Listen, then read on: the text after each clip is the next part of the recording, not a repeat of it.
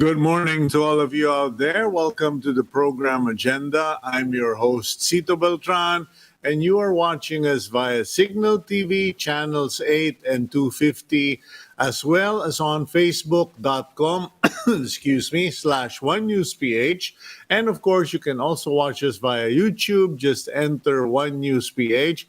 And if you haven't, may I suggest you download the Signal Play app and watch us on the go. Of course, wherever we are, so far, we have been fortunate to have the support of PLDT Fiber home internet because I am now back home, back here in Pasig, Barrio Capitolio, Pasig City, where I would like to express my thanks to Mayor Vico Soto, the barangay captain of Barrio Capitolio and her staff, as well as the able and professional and nice people at the Medical City Hospital facility because kahapon po, yesterday, I finally got my first jab of the Sinovac vaccine. And it went well. And I don't know if we can air it, but I took a short video.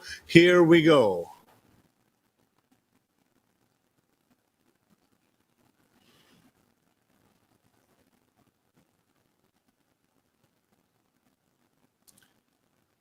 There you go. That's in the atrium. That's in the atrium of the Medical City.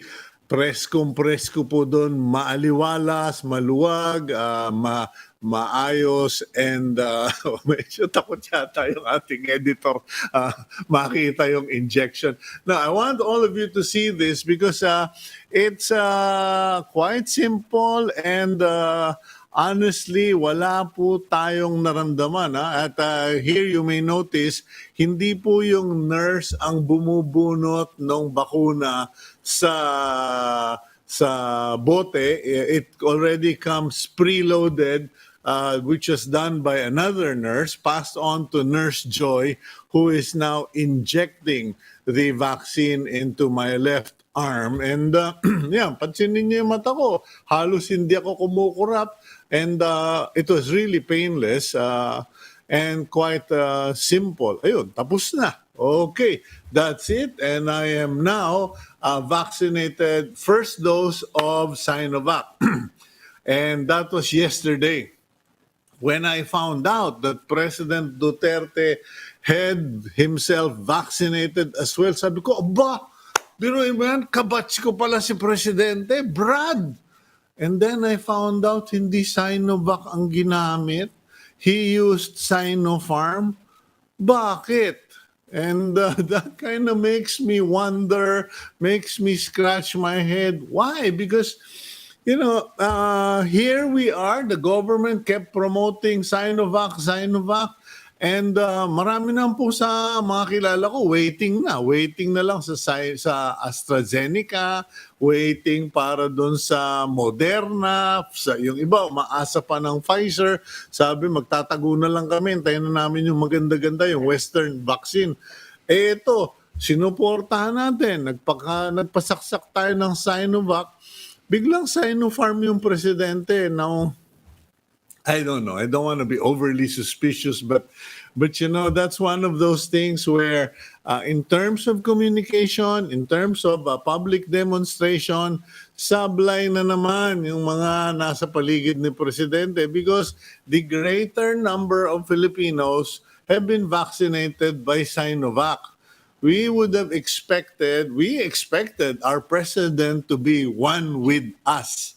Okay? Parang One News, no? One with us. We will heal as one. We will vaccinate with one. Biglang Chinese pa rin naman. But in any case, that's my experience yesterday. There were no side effects and no hassle right after the vaccination. We went home and I cleaned house. Kasi pansin nyo, nandito kami sa Pasig ngayon. We are in Capitolio. And after 6 weeks, you know, Although I had people watching the house, it's different. The level of upkeep is different. So houseboy tayo yesterday. Okay, let's continue with the program. Today is May 4, 2021, Tuesday. And if some of you stayed up last night to watch the president's diatribe, monologue, and attacks on his critics. Well, I hope you did not go to bed annoyed, angry, or frustrated like I did, because I was kind of hoping for a cooler president, a more composed president, and a president who had good news, or at least parang kumbaga inaasahan natin good news kagabi na balita ng pag-asa, naumpisahan po sa murahan, binabad sa murahan, puro murahan na nangyari. And I couldn't help it, but I went to bed annoyed and, well, admittedly angry at that kind of behavior, because we expect more, better from the president. And I ended up having a nightmare. Binangungot ako, bangungot ko, parang, what's the point? What's the point? I was punching the walls. What's the point? And as I woke up this morning, I quickly said to myself, the point of life is to honor God, to praise God, to thank God, to worship God. Life is all about God, not about our existence, our predilection, or our president. So I just want to leave those of you who are still frustrated to consider that. Life is about praising and honoring God. I'm not being religious here kasi parang it puts things in a better perspective. Kumbaga, kung mabubuhay ka lang ng walang saysay, baka sabihin mo, tapusin ko na. Wag. Mabuhay ka para sa Panginoon. Anyway, regarding the diatribe, the attacks, the PI-loaded opening of the president last night, honestly, I was having conversation with our executive producer, Gab Malyari, and I said, personally, I think it's all tactic.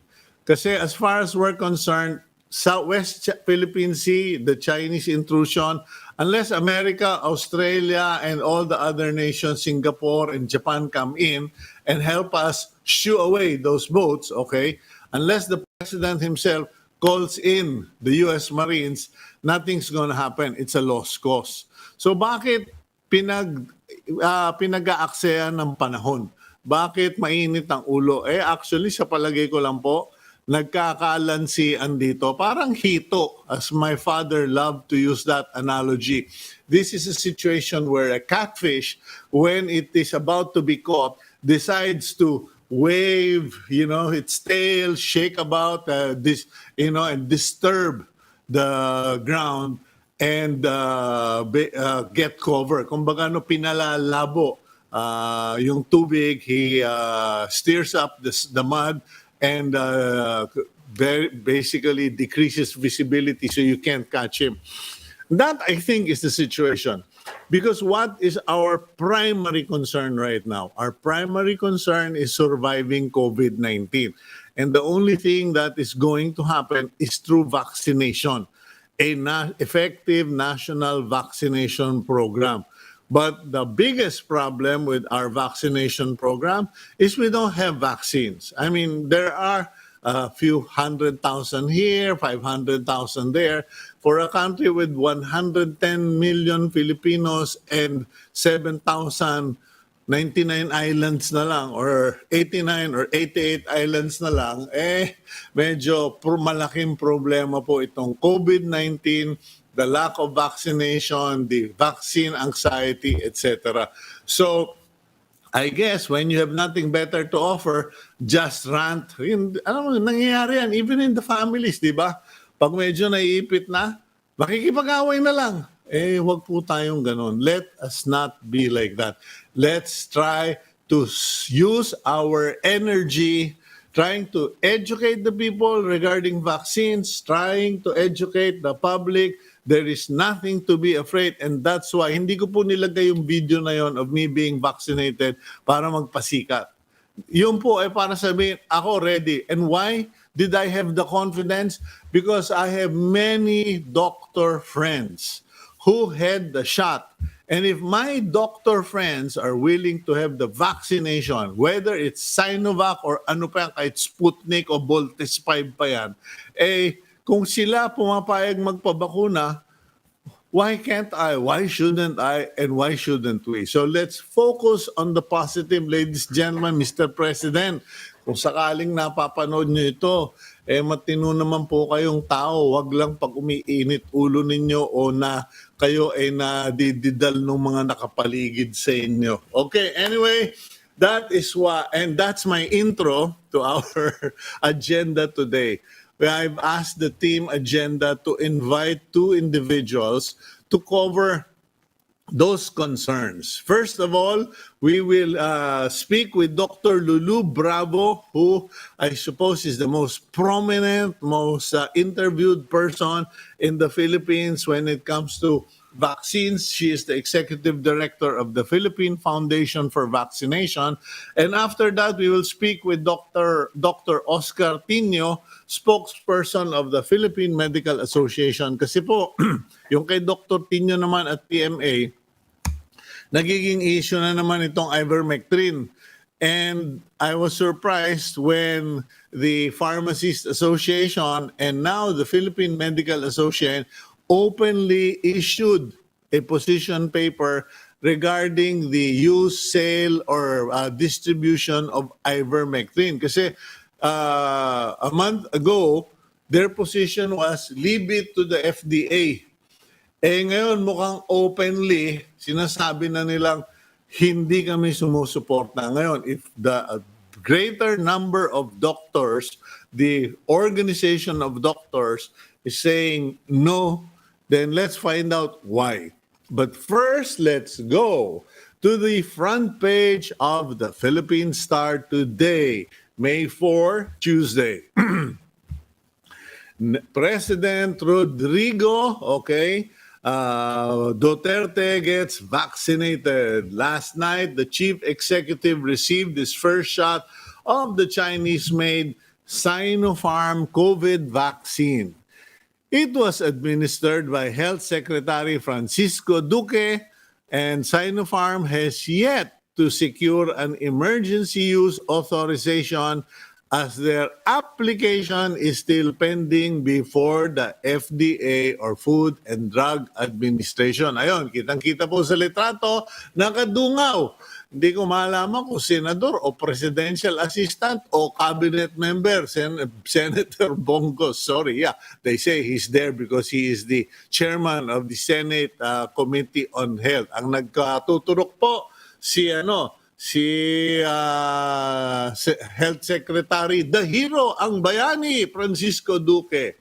Okay, next up, National Economic and Development Authority or NEDA Director General Carl Chua says that Metro Manila has to move towards the more lenient general community quarantine.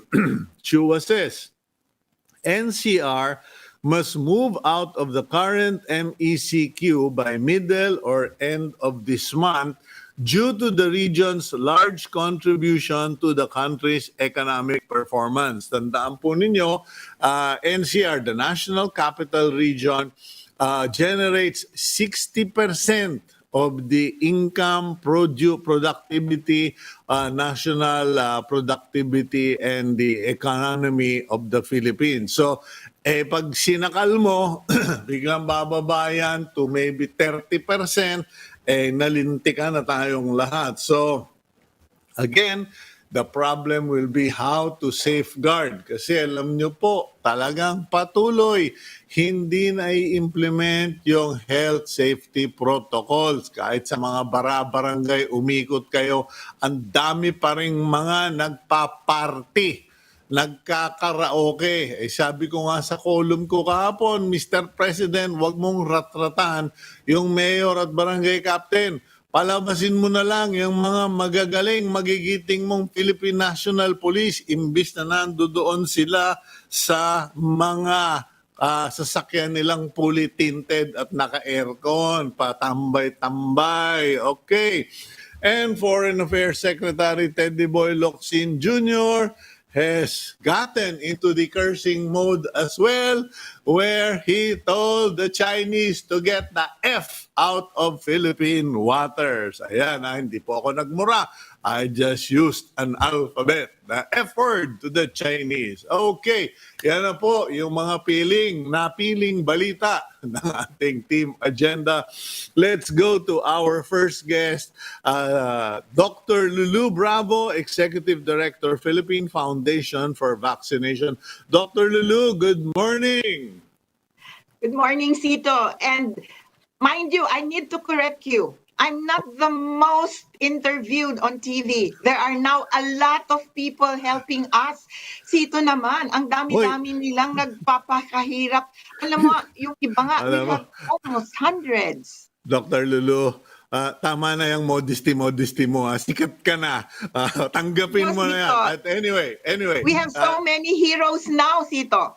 They are heroes. They are trying to help our country. Let's move forward. Yeah, be careful with that term hero. That is going to be a controversial term nowadays. In any case, Dr. Bravo, let me start our conversation kasi nagpabakuna ako kahapon for Sinovac. Ngayon, alam mo naman ako, I am a champion for vaccination. Lahat ng bakunang meron, pinagpapabakuna ako, no? Now, here's the thing.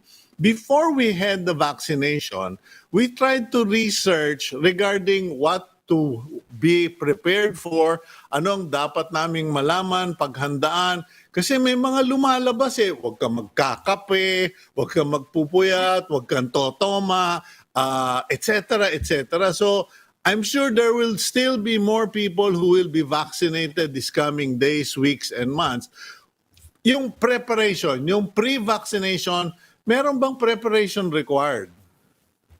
Oh, yes. You need to know more about the vaccine and what you need to do before, during, and after vaccination. Di ba? Ang una mo nga, sabi mo nga, nagbasa ka, tinanong mo sa sarili mo, mas okay ba to sa akin? And that is what our people are now starting to realize. Okay, maraming silang tanong, ito bang bakunang to? Meron akong diabetes, meron akong alta presyon, okay ba sa akin to? Yan ang lagi naming naririnig, di ba? At kami naman, dito sa experts panel na tinatawag natin, sabi ko sa'yo, madami kami. Kaya lang, alam mo, takot lang silang lumabas sa media kung minsan Kasi napupuli ko minsan, di ba? Pero ito ang preparasyon mo. Talagang tanong mo sa iyong doktor kung ikaw ay merong alta presyon, meron kang diabetes, well-maintained ka ba? Kasi importante yon pagka bago bakunan, di ba, tinatanong ka kung ano-anong mga sakit mo, kung anong mga na-expose ka, because that is part of the screening. So mabuti preparado ka doon sa mga itatanong nila sa'yo. At saka, yung tinatawag na allergy, alam mo, maraming mga tao na takot pagka nariyaman na, naku, may allergy ako sa food, may allergy ako sa ibang gamot, may allergy ako sa penicillin. Baka pag ininectionan ako, baka masama. And that is where this will be very handy. Na sasabihin natin, na sa ngayon, walang contraindication sa bakuna except kung nagkaroon ka ng allergy dun sa first dose. Hindi ka nabibigyan nung second dose mo. Di ba? Nagkaroon ka ng Sinovac. Kung nagkaroon ka ng allergic reaction, whether it is mild to moderate to severe. Ang severe dyan, yung tinatawag na anaphylactic shock, yung talagang, wow, hindi ka makahinga, parang namaga yung face mo. That is what we call anaphylactic shock. Pagka meron ka nun, ready sila, meron silang epinephrine. Lahat ng vaccination center are trained to recognize early and severe anaphylaxis or allergic. Yung ibang allergy could be mild naman, yung parang pagdating mo sa bahay, kung halimbawa, kasi ikaw ay pabantayan for 30 minutes. After that, kung wala namang nangyayari, pwede ka nang umuwi. Pero merong mga tao na pagdating sa bahay, pero kumakate or nagkakaroon sila ng parang rashes or parang yun nga, parang hindi yata okay sa akin, ganon. Pero sandali lang yun, 2 to 3 days, wala na rin yun. Okay. And that is when you may not have to be given your second dose or you don't get the second dose, ibang vaccine maaari ang ibigay sa'yo. Kung nagkaroon ka ng severe or unusual allergy, yun lang. Yes, that's right. Okay. Kasi nung nandun ako, parang hindi na malaman. Hindi tuloy ako uminom ng kape. Kanya medyo iba yung timpla ko nung wala akong kape. Para ako inaantok. But apparently, it doesn't matter whether you have coffee. But they did ask me for whether I have a medical clearance. Pero at the end of the day, sabi ko, alam naman ng doktor ko, at saka may mga doktor din ako dito sa Medical City, pwede naman tawagan ngayon. So, parang, will the medical clearance, the absence of a medical clearance, be a basis to deny you your vaccine? No, this is why you need a medical clearance. Because prior to the vaccination, we need to know your medical history. Kasi alam mo, Sito, marami na pagkabakuna, mayroong mga lumalabas na condition na hindi dahil sa bakuna, kung hindi dahil dun sa kanyang medical or underlying condition. And ang nangyayari kung minsan, pag lumabas yung adverse event na yon, or halimbawa, nagkaroon ka ng alta presyon or tumaas yung iyong presyon, dapat alam nila ano yung presyon mo before. Kasi ang nangyayari, baka akala nila dahil sa bakuna.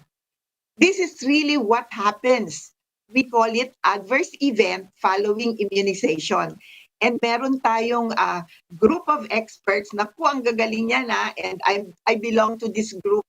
Yan ang binoluntiran ko.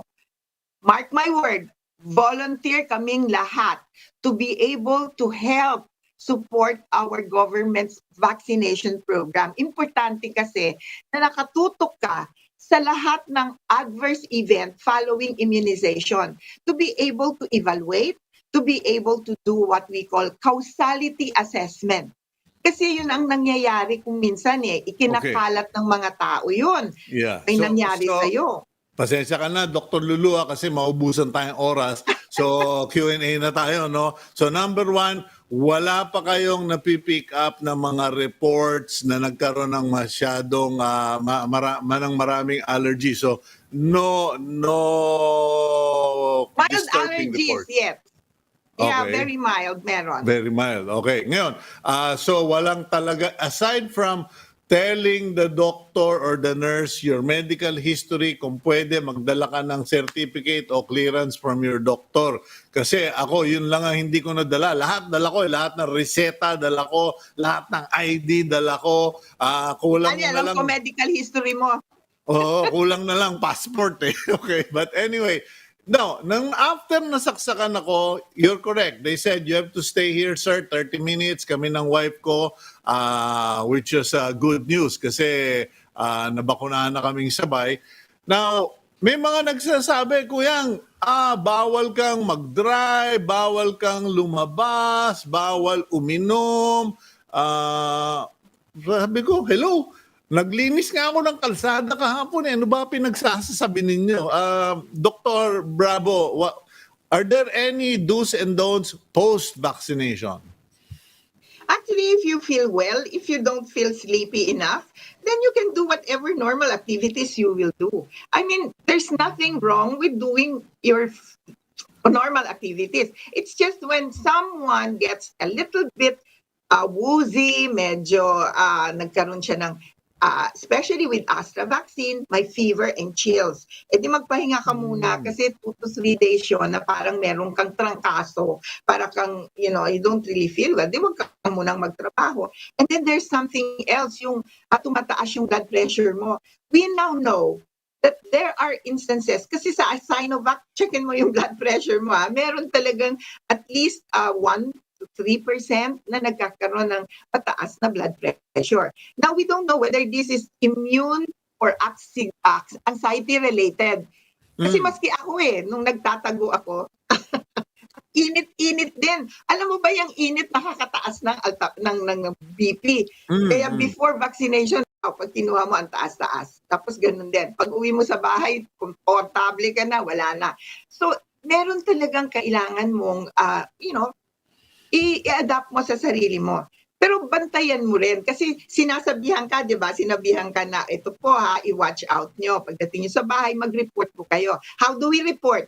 Either online. Hoy, may online yung BG Flow. Doon Bibigay ka sa ng scanner. doon sa Yes. immunization card, merong hotline at saka sabi rin nila kung magka-problema sir o medyo mag-alala kayo, pumunta na kayo kaagad sa barangay para meron namang mga health officer doon at may ambulansya rin doon kung may kailangan. Pero wala naman naging problema eh. Actually, yan nga sabi namin, underreported eh. Although we do have the reports of about 3%, okay, 3% ang adverse event following immunization. But we think it is more because I've been doing clinical trials for more than 30 years now. When we follow up our subjects or our patients, alam mo, tumataas yan ng up to about 20%. Whether placebo or bakunado, merong ganun eh. Kasi alam mo, pag clinical trial, may binibigyan ka ng placebo, may binibigyan ka ng bakuna. And almost the same, yung mga masakit ang injection, parang masakit ang ulo, almost the same nga yung placebo. And that's about 20%. Pero dito sa ating adverse event, for some reason, well, yun nga, underreporting, 3% lang. Tapos, eto pa, pag ikaw ay na-ospital, kasi hindi naman natin sasabihin na wala talagang na-ospital. Kasi totoo ka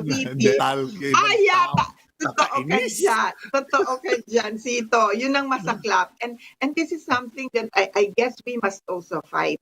We are trying to defeat this virus. Let's not really share things that can really make us the one defeated. Hindi tayo dapat ang matalo dito. Mga katanungan lang dito, medyo ikaw na sumagot kasi hindi naman ako nasa panel of experts. What is your reaction to President Rodrigo Duterte Sinopharm vaccination? Kasi wala pa yan EUA, only compassionate use. Kasi ako, honestly, no, medyo parang na-disappoint ako kasi sabi ko, wow, minsan lang sa buhay ko magiging kabatch ko at brad ko yung presidente sa bakuna. Nag-Sinopharm pa siya. Alam mo, Cito, mahirap mag-react sa presidente. I know, but yung Sinopharm kasi, I'm surprised, Dr. Lulu, no? I'm surprised we kasi are parang... all surprised. Is it, I mean, no, I mean, just a proper question here, no? Because I did not think that Sinopharm had vaccines available for distribution in the Philippines. Meron pala? O Meron yang exclusive yan? If I remember what Eric Domingo said a couple of months ago, Sinopharm was given a compassionate use, right? And that was when there was a donation of about 10,000 doses. Do you remember that? And the FDA gave it a compassionate use. It was supposed to be used for PSG. Yeah. Yun yung unang batch nun. Akala ko naman ilang piraso lang yun para sa PSG lang. Isa lang naman to baka yun ang ginamit. May natira pa. So if I were to look at the positive side, baka may natira pang isa, ayaw niyang masayang yung isa, malapit nang mag-expire, ginamit niya. We don't know. Your guess is as good as mine, but I won't put you in hot waters, Dr. Lulu. Okay, let's go for a quick break. When we return, I want to continue with vaccination concerns para maalis yung mga pagdududa ng mga tao. We'll be right back here on Agenda.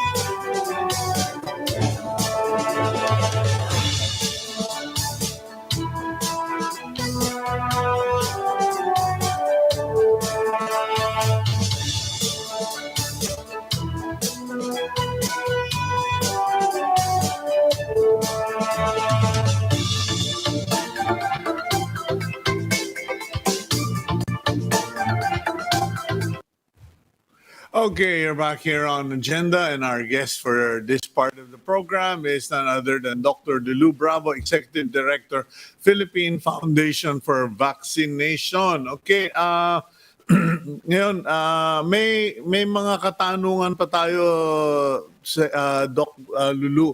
Yung Sputnik kasi naglanding na raw eh. Naglanding na raw. At, only to those of our age will that make sense. The Sputnik has landed, but and they're actually they've started the jobs yesterday and today. What do you know about the Sputnik? Kasi isa pa itong medyo little known data that went to the public. Mas na-publicize yung Sinovac at saka yung Pfizer and AstraZeneca. Yung Sputnik, anong nalaman ninyo dyan? Well, one thing is going for Sputnik kasi nag-publish sila nung kanilang phase 1, phase 2 ng Gamaleya sa scientific journal. And in fact, I listened to a vaccine, a big vaccine conference in the US, and they presented their findings, which looks good with the 90% efficacy that is almost similar to Astra's and even Pfizer's vaccine, diba? So the vaccine expert panel, and as you know, there are many of the vaccine expert panel, look over these scientific journals and even ask the manufacturers. And I was really thinking na nung una pupunta pa sila dun para mag-observe nung manufacturing ng Gamaleya. Kasi nung una, hindi pa nila sinasubmit yung lahat ng dokumento. It took some time before they got the EUA actually, from what I heard. Took some time kasi number one, hindi nga nila na-submit lahat ng kanilang dokumento, and then yung publication nila took also some time, hindi pa peer-reviewed. Diba? Importante, sabi natin, pagka ikaw ay nagpa-publish, then peer-reviewed na yung iyong pinapublish sa scientific journal. So now it's being given the EUA, just like Astra, just like Pfizer, just like Sinovac, even the J&J. 6 na ngayon ang mayroon tayong EUA. Oh, Doc Lulu, ito lang yung concern, because as you know, I only returned to Metro Manila to get vaccinated. We have been hiding out in Lipa City. But while in Lipa, I've been communicating with friends all over the country. And the sad news is that outside of Metro Manila, mukhang walang inaasahan ang mamamayan in terms of vaccination except for maybe Cebu and Davao. Parang lumalabas city ang concentration, and people in the provinces are asking, Kuyang, what's going on? Ano ba? Kami ba makakatikim pa ng bakuna na yan? At gaano ba? Hindi ko na masagot kasi pag ako sumagot, baka sabihin I'm being critical. Pero ano ba ang alam ninyo I don't know if you can answer it, Dr. Lulu, but what have you been told or what do you know in terms of schedules and timelines? Well, alam mo yung All Experts Committee, meron nung NITAG, National Immunization Technical Advisory Group, and they have actually done the prioritization. And it's not just the people that need to be prioritized, it's also the region. Dahil nga, looking at the incidence, you must try to give the first 3 na ngayon, diba? Yung frontliner, A1, A2 is the elderly, and A3 would be the those with underlying medical condition, diabetes, hypertension, and all.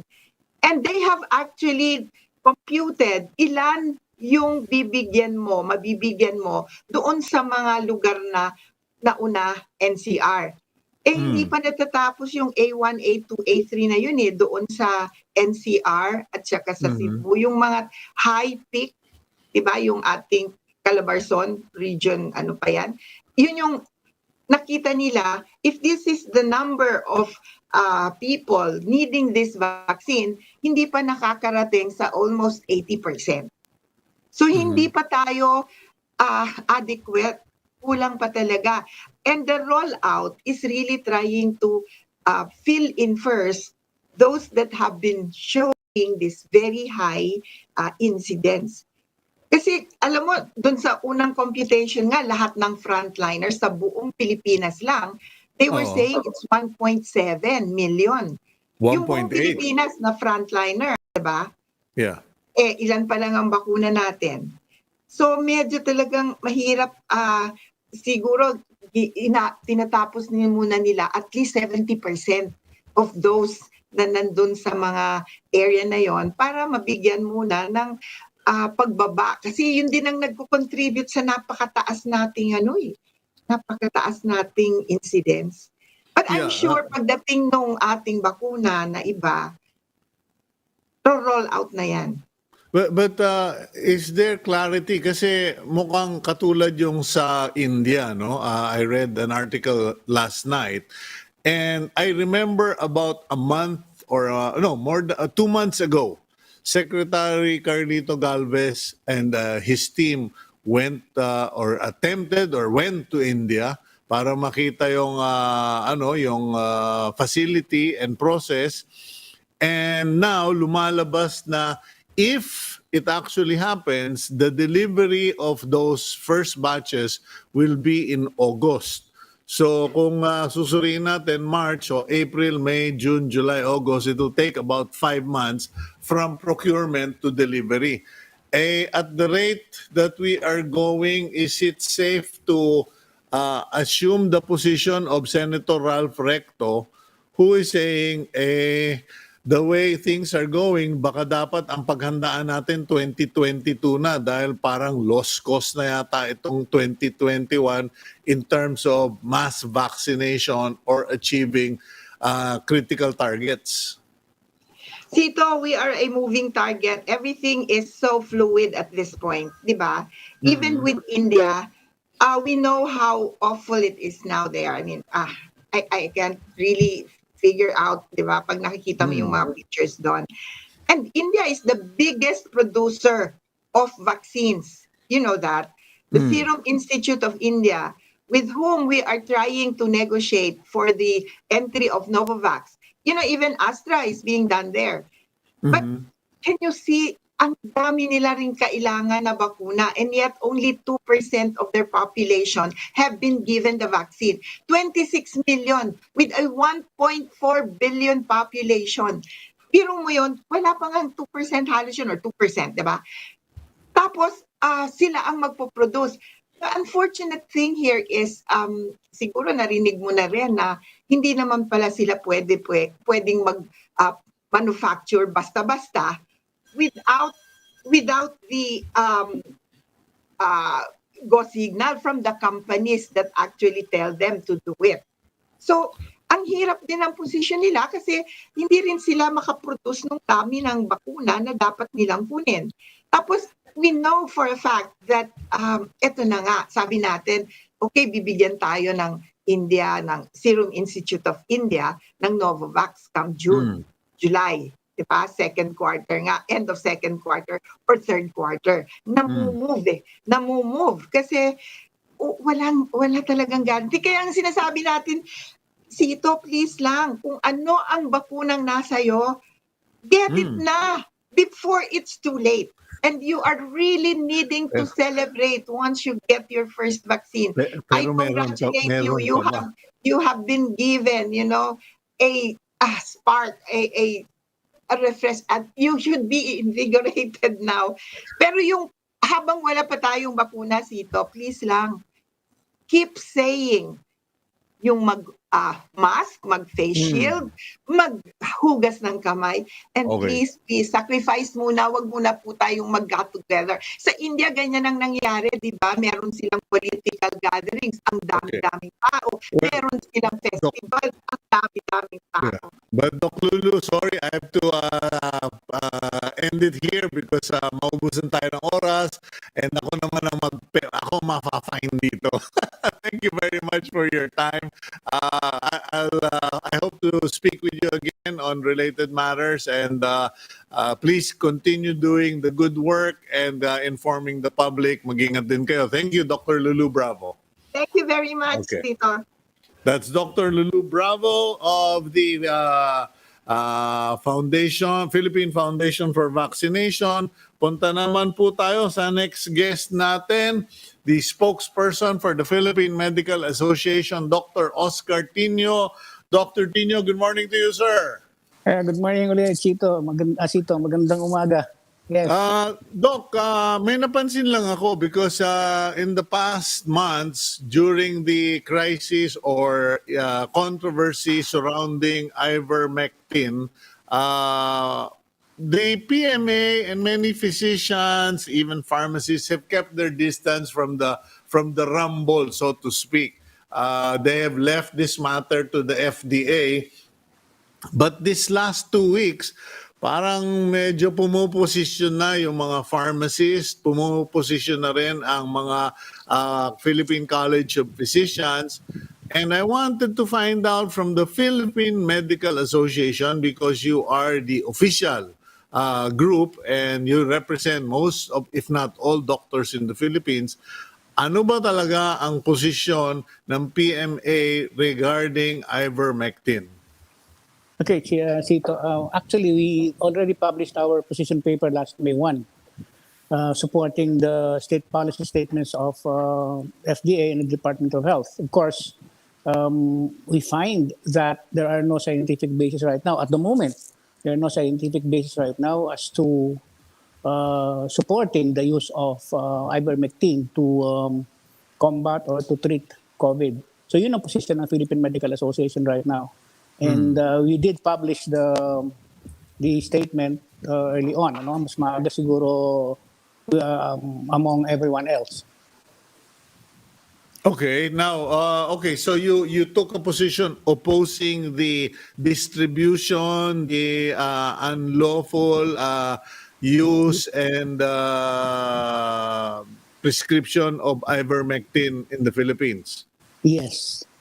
Okay, now, ito ba ay because you are aligning yourselves with government, with the FDA, or is it because amongst yourselves there is reason to believe that the medicine doesn't work, the use of the medicine is dangerous? Kasi iba yung nakikisama tayo or lumilinya tayo sa gobyerno, iba yung nag-usap-usap kayo at nagkasabihan dyan, Doc, delikado yan kasi alam namin may problema dyan. Which is which? Well, actually, we have our own expert panel. No? Kasama dyan kasi, ang PMA kasi, mayroon yung mga specialty divisions. And under the specialty division, nandiyan ang internal medicine represented by the Philippine College of Physicians. Si Dr. Lulu Bravo is also part of us. Katulong namin siya sa pagka meron kaming concerns about vaccination. Si Dr. Bravo ang kinakausap namin. And our expert panels, including that of the PCP, have found out na among all the studies that have been done, wala talagang makitang relasyon na nakakatulong ang Ivermectin sa paggamot ng COVID-19 for mild infections. Wala po siyang nagagawa na i-improve ang mortality rate, i-shorten ang hospital stay. So lahat po ng mga variables na yan on a talagang very scientific kind of study, yung aking randomized controlled trials na ginawa at ni-review at tiningnan, walang evidence that will show that.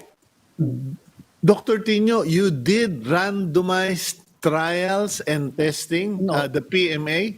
No, we did look at existing literatures, existing studies coming from other studies from other countries, and at the same time, for all intents and purposes, we did consult our local authorities on this.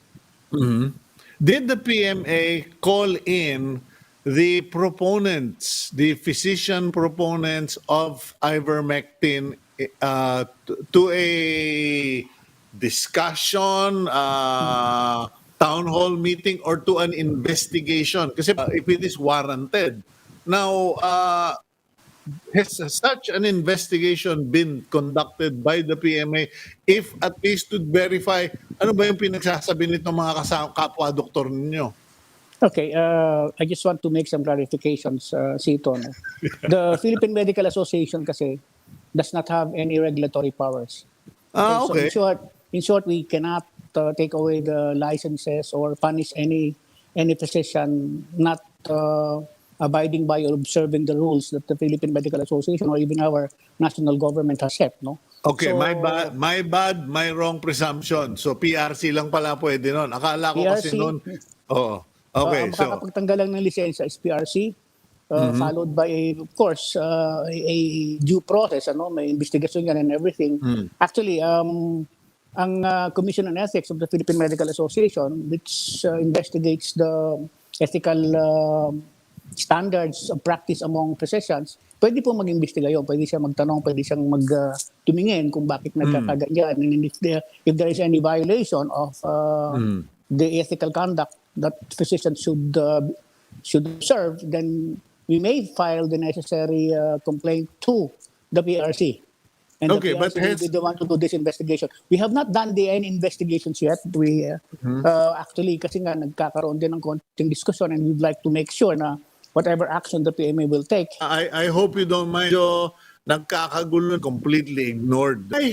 What are the discussions all about? Why has the ethics committee not invited their fellow physicians to explain? Sige nga, may nag-present na ba sa PMA to at least sell or prove their case that Is punitive actions are concerned for doctors who would be violating the present position of the Philippine Medical Association. Kasi ngayon, we have already stated our position. This is how the PMA looks at things at the moment. We're not closing our doors. And I think the FDA is also not closing their doors as far as the possibility that Ivermectin may probably have some value in the treatment of COVID, no? But that particular thing still has to be proven, and I think unless otherwise shown na talagang merong beneficial effects and that our health authorities would concur and agree with the new findings, if there will be new findings, then we will also change our position and look at and review things, and hopefully we'll come up with an agreement or come up with a conclusive